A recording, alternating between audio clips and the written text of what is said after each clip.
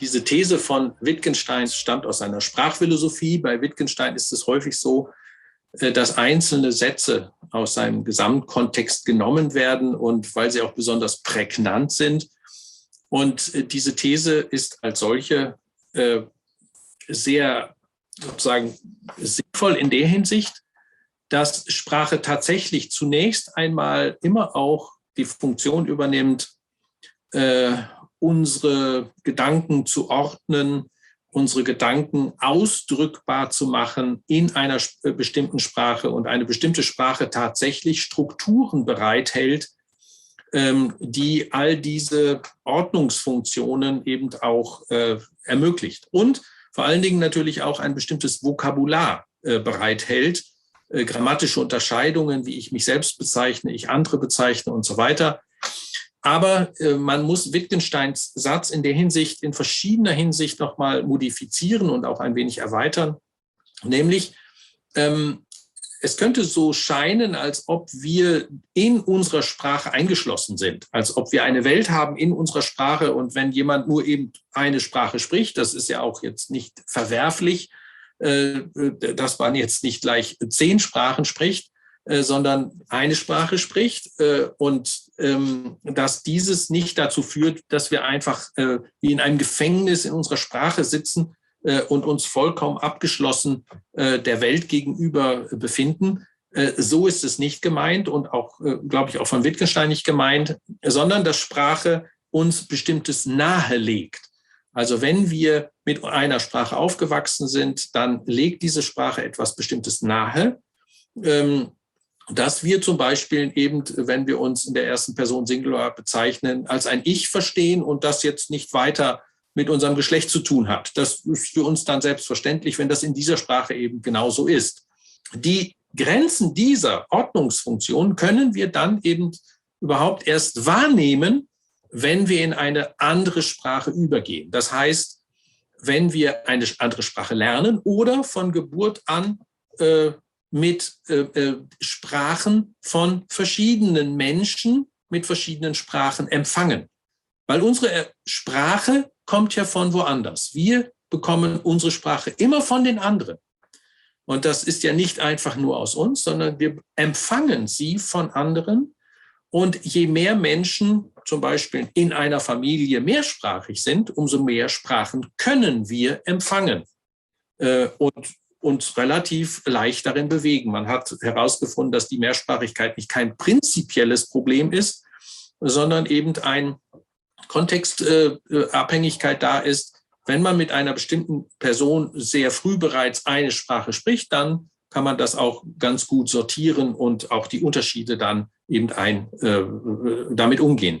Das heißt also, die Sprache formt eine Welt, aber sie sozusagen hält uns nicht fest, sondern gerade im Übergang zu anderen Sprachen können wir dann eben genau die Differenzen erfahren, aber auch kritisch, sozusagen kritische Fragen an uns selbst richten, vor allen Dingen auch in den Wissenschaften. Und das ist für mich jetzt sehr wichtig an dieser Stelle nochmal zu betonen, dass die Wissenschaften manchmal meinen, und zwar aufgrund der alten philosophischen These, dass Sprache und Denken eigentlich nichts miteinander zu tun haben. Es gibt das Denken, das immer identisch ist, sprachunabhängig. Und dieser These hänge ich nicht an. Aber Aristoteles hat das behauptet und das ist bis heute sehr wirksam, sondern dass uns die Sprachen gerade in den Geisteswissenschaften immer wieder unterschiedliche Dinge nahelegen. Und wenn man diese Perspektive verfolgt, eben die Mehrsprachigkeit in den Wissenschaften auch von entscheidender Bedeutung ist, um sozusagen immer wieder auch kritisch auf die eigenen Ergebnisse draufschauen zu können.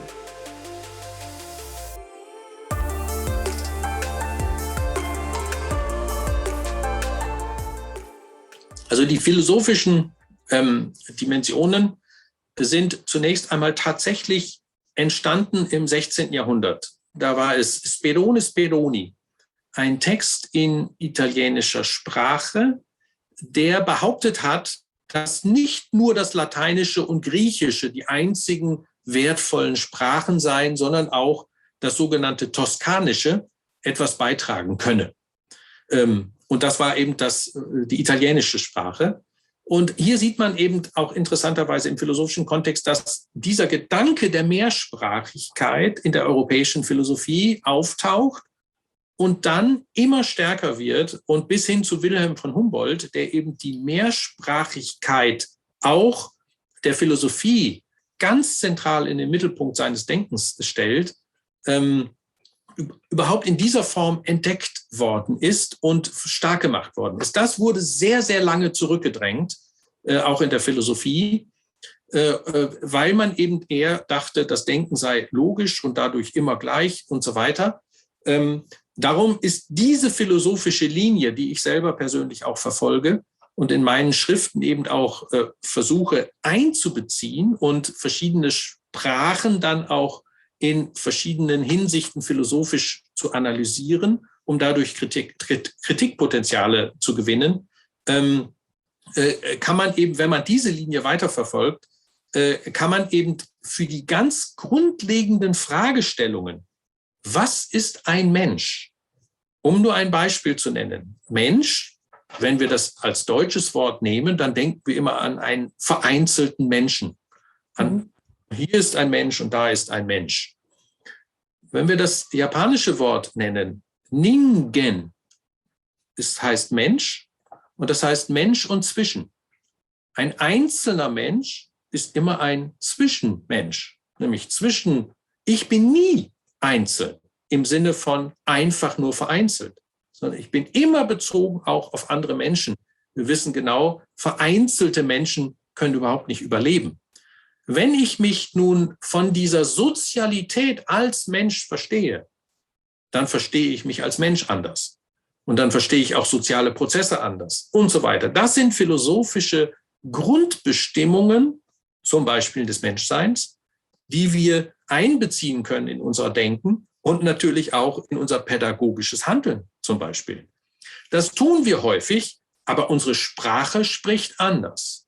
Und das ist genau das Interessante, dass wir durchaus anders handeln können, aber unsere Sprache, auch die philosophisch gewachsene Sprache, eigentlich etwas festschreibt und uns immer wieder nahelegt und wir dann immer vom Individuum ausgehen, das sozusagen so vereinzelt sein muss. Und auch da wieder ein Begriff aus dem Japanischen,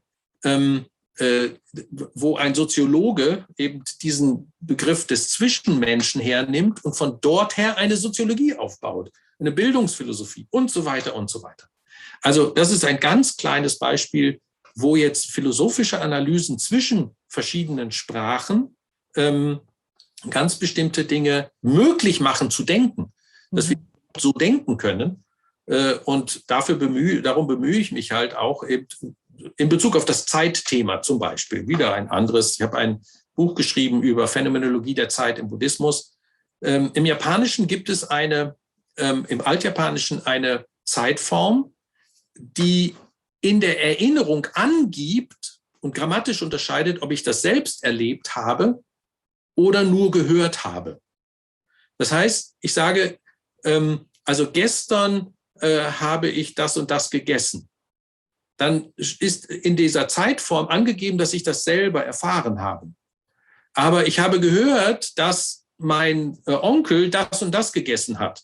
Dann ist das eine grammatisch unterschiedene Zeitform. Das ist natürlich für das Zeitphänomen durchaus relevant.